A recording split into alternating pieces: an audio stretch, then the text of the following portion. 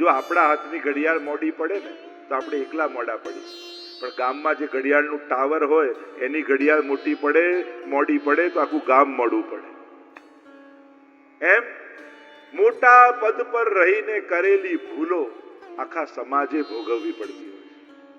વ્યક્તિગત વ્યક્તિની ભૂલો એને વ્યક્તિગત ભોગવવી પડે, પણ જ્યારે સમાજનું પ્રતિનિધિત્વ કરી તમે જ્યારે કંઈક ભૂલ કરો છો ત્યારે એની સજા બધાએ ભોગવવી પડતી હોય.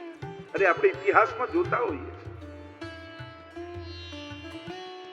સુંદર રાજ્ય કરી રહ્યા છે પાંડવો, ધર્માનુકૂળ છે. જેમ જેમ ધર્મશાસ્ત્રોએ કહ્યું એ રીતે પ્રજાનું પોષણ કરે છે, પ્રજાનું પાલન કરે છે, પ્રજાને પ્રેરે છે. નેતાનો અર્થ જ થાય નય ધાતુ ને જે દોરી લઈ જાય, જે લોકોને પ્રેરણા. ધર્માનુકૂળ શાસન છે. પ્રભુએ કહ્યું કે હવે બધું જ ગોઠવાઈ ગયું, તમે આજ્ઞા આપો તો હું હવે દ્વારિકા જઈ આવું. કેટલા સમયથી હું હસ્તિનાપુર છું, હવે દ્વારિકા વાસીઓ મારી પ્રતીક્ષા કરતા હશે. અને પ્રભુ જ્યાં જવા માટે તૈયાર થયા, ભાગતા પ્રભુ ઉભા રહો, પ્રભુ રોકાઈ જાઓ. કુંતાજી દોડતા દોડતા આવ્યા અને પ્રભુના ચરણોમાં પડ્યા. પ્રભુ બે ડગલા પાછળ ખસી ગયા. અરે આપ તો ફઈબા છો મારા, માં, માસી અને ફઈ, આ ત્રણેય તો સમાન આદરણીય હોય, સમાન આદરણ તુલ્ય છે. આપ મને પગે લાગો છો. અને કુંતાજી બોલ્યા, નમસ્તે પુરુષમ ત્વાદ્યમ ઈશ્વરમ પ્રકૃતે પરમ અલક્ષમ સર્વભૂતાનાં અંતર્બહિરવસ્થિતમ. નમસ્તે, આપને નમસ્કાર. અરે આપ મને કેમ નમસ્કાર કરો? મારે આપને કરવા જોઈએ, મોટા તો આપ છો. પ્રભુ આ જ અજ્ઞાન છે કે આપ અમને મોટા બનાવીને રાખો છો. સાચી મોટાઈ તો આપના દાસ થવામાં છે, આપના થવામાં છે. સંસારે આપેલી મોટાઈ એ મોટાઈ નથી, કારણ કે જેટલું ઊંચું ચડીએ એટલું પડવાની બીક લાગે.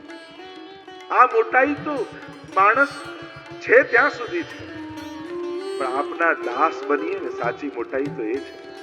દાસ બનવામાં ભક્તની મોટાઈ છે. પ્રભુ આપ પ્રભુ છો, ઈશ્વર છો, એ હું જાણી ગઈ છું. હવે નાટક કરવાનું બંધ કરી.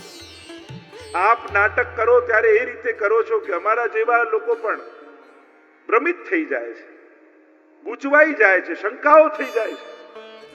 તો હું જાણી ગઈ છું કે આપ તો પ્રકૃતિને પર છે, પ્રકૃતિ પણ આપની દાસી છે. હું આપને વંદન કરું. સુંદર સ્તુતિ, કુંતાજીની ઘણી મોટી સ્તુતિ છે.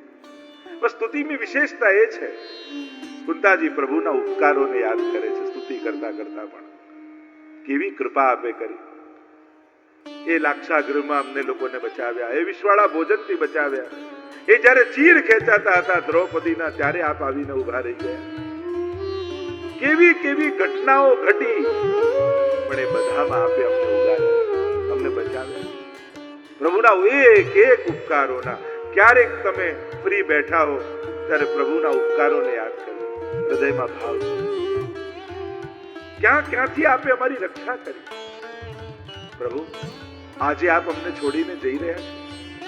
આપ કહો છો કે બધું સુખ છે ને બધું અનુકૂળ છે, પણ આપ જતા રહો તો પછી કેવું સુખ. સંસારના પ્રત્યેક પદાર્થો તો મીંડા જેવા છે, એકડો આપ છો. આગળ એકડો હોય તો દરેક શૂન્યની કિંમત છે, અને એકડો કસાડી લો, ગુણાકાર કરો, વત્તાકાર કરો, ભાગાકાર કરો તો શૂન્ય જેનો જવાબ આપે. આપ છો તો આ બધું સુખ આપશો, આપ જતા રહેશો તો જીવનનો ભાર બની જશે. સુખ તો આપને આપવાથી થાય છે, ભોગવવાથી અમને મળતું નથી. જીવનમાં જ્યારે કાંઈ પણ વસ્તુ આવી, જ્યારે આપને ધરીએ ને તો જે વસ્તુ સુખદાયક લાગે, આ મારી પ્રભુની પ્રસન્નતાનું કારણ બને. તમારું ધન, તમારી સગવડતા, તમારું ઘર, તમારું સામર્થ્ય જો પ્રભુની પ્રસન્નતાનું કારણ ન બને તો એ તમારા માટે બંધન જ છે. જેના થકી પ્રભુ રાજી થાય એ જ આપણું કમાય. બાકી તો બધું ક્યાંકથી કોઈના ભાગ્યથી આવ્યું છે, આપણું કેટલું? જેટલું પ્રભુને આપી શકે. તારું કશું ન હોય તો છોડીને આવતું, અને તારું બધું જ હોય તો છોડી બતાવ. તારું બધું છે તો માલિક બન, છોડીને બતાવ, તો જ તું માલિક કહેવાય.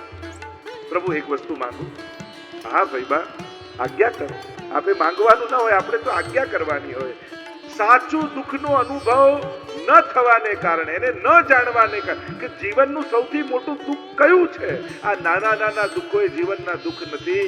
સૌથી મોટું દુઃખ ભગવાનને ભૂલી જવાનું. હું એનો અંશ છું, હું એનો દાસ છું, એ ભૂલી ગયા, એ સૌથી મોટું દુઃખ છે. ભગવાન કૃષ્ણથી વિકુટા પડે, હજારો જન્મોનો જે અંતરાય થયો, અને એનું જે દુઃખ, એનું વિસ્મરણ થઈ ગયું છે, એનું તિરોધાન થઈ ગયું છે, અને આ ભૂલી જવું એ જ દુઃખ છે. મહાપ્રભુજી આજ્ઞા કરે, દુઃખ કયું? કયા દુઃખનો અનુભવ ભક્તને કરવો છે? જે દુઃખનો અનુભવ વ્રજ ભક્તોએ કરવો. યચ્ચત દુઃખમ યશોદાયા. પ્રભુ જ્યારે વ્રજ છોડીને ગયા અને યશોદાજીને જે દુઃખ થયું, નંદ બાબાને માન કેવો વ્યવહાર રાખો. કારણ કે ઘણી વાર બધા હસતા રહે એના માટે પુરુષે હસવું પડે. કોઈ રડી ન જાય એના માટે પોતાની આંખોના આંસુને સૂકવી દેવા પડે. સ્ત્રીઓ માટે, બહેનો માટે તો બહુ ગવાય છે, બહુ કહેવાય છે, કવિઓ બહુ કહે છે, પણ આ બિચારા ભાઈઓ માટે કોઈ કવિતાઓ નથી લખતી. મા માટે તો કેટલી ગાથાઓ ગવાય છે, પણ આ પિતાનું દુઃખ કોણ વ્યથા એની અભિવ્યક્ત કરે? એના દર્દને કોણ ગાય? એને કોણ વાચા આપે? કે અમારા દિલમાં પણ એટલું જ દર્દ થાય છે જેટલું માને થતું.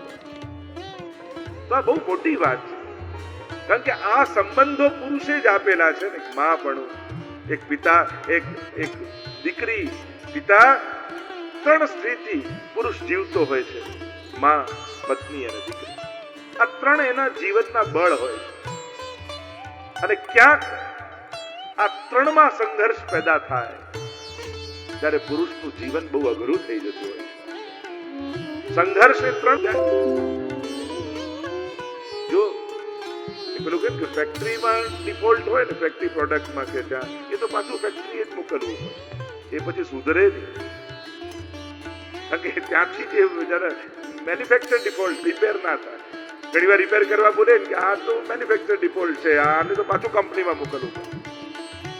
નવું લેશો તો વધારે સસ્તું પડશે રિપેર કરવા. એવું બધું લોકો કહેતા. મૂળ વાત એ છે, ભાવના અને લાગણીઓ તો બધામાં છે, પણ એ લાગણીઓને આદર આપવો એ જ સંબંધ છે. દરેકની લાગણીઓને સમજી અને રિસ્પેક્ટ કરો, આદર આપો.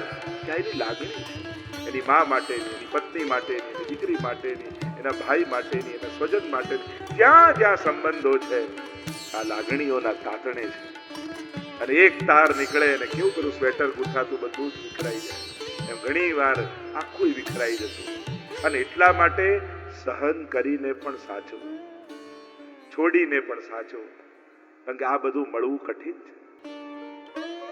સાચા દુઃખનો અનુભવ એ જ આ તુચ્છ દુઃખોમાંથી બહાર કાઢી શકે.